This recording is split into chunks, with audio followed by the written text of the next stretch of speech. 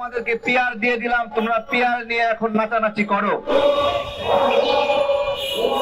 এই হলো বিষয়। এখানে টাইটেল দেওয়া হয়েছে সুন্দর, ভারত কি আমাদেরকে বিপদে ফেলতে চায়।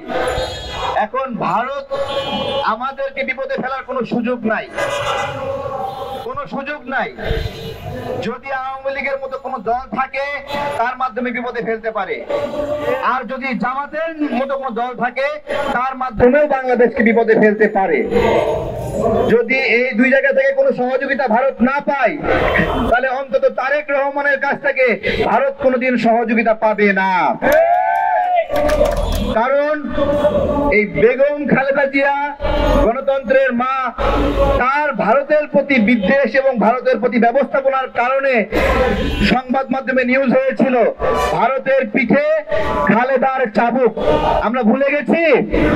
ভুলে গেছি রে? আমরা ভুলে গেছি না? আমরা এগুলো আমাদের খেয়াল রাখতে হবে। প্রিয় ভাইয়েরা, ভারতের সঙ্গে যারাই আঘাত করবে আমরা কি তাকে প্রতিরোধ করব? প্রতিরোধ করব? আমরা প্রতিরোধ করব না? আমরা জামাতকে স্পষ্ট ভাবে বলছি, 28 আগস্ট আপনারা যে বক্তব্য দিয়েছেন স্মরণ করে দিচ্ছি, ওই বক্তব্য আপনারা প্রত্যাহার করবেন। বাংলাদেশে ভারতের সহযোগিতা নিয়ে আমরা কাউকে রাজনীতি করতে দেব না, আমরা প্রতিরোধ করব।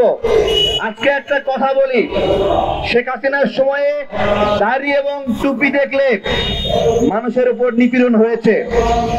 একবারও প্রশ্ন করেছেন কেন এই নিপীড়ন হয়েছে? বলেন তো?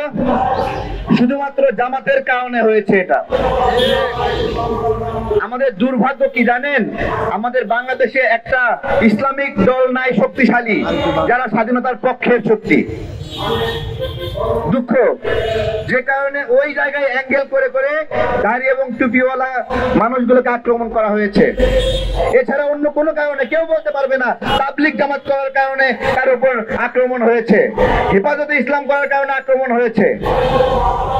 জামাত এমন একটা রাজনৈতিক ন্যায়দিবের উপর রাজনীতি করে যে ন্যায়দিবের কারণে দাড়ি এবং টুপিওয়ালা মানুষগুলোর উপরে এই নির্যাতন হয়েছে। আমরা এগুলো গভীরভাবে যদি পর্যালোচনা না করি, তাহলে আমাদের ইসলাম যেরকম আক্রান্ত হবে তেমনি আমাদের দেশ আক্রান্ত হবে। গত কয়েকদিন যাবৎ একটা গল্প ছড়ার চেষ্টা করা হচ্ছে যে মুক্তিযুদ্ধে 2000 মানুষ নিহত হয়েছে। আমি পিনাকি ভট্টাচার্যকে বলছি, আপনি তো আলোচনা এমন এক জায়গায় নিয়ে যাবেন যে মুক্তিযুদ্ধ নামে কোনো যুদ্ধই বাংলাদেশে হয় নাই। কারণ লক্ষ লক্ষ শহীদের সংখ্যা নামিয়ে 2000-এ নামিয়ে নিয়ে এসেছেন। 10 বছর পরে বলবেন বাংলাদেশে কোনো যুদ্ধই হয়েছিল না। আরো বলবেন যে জামাত মুক্তিযুদ্ধের সপক্ষের দল, আর বলবেন গোলাম আজম বাংলাদেশের একজন বীর শ্রেষ্ঠ।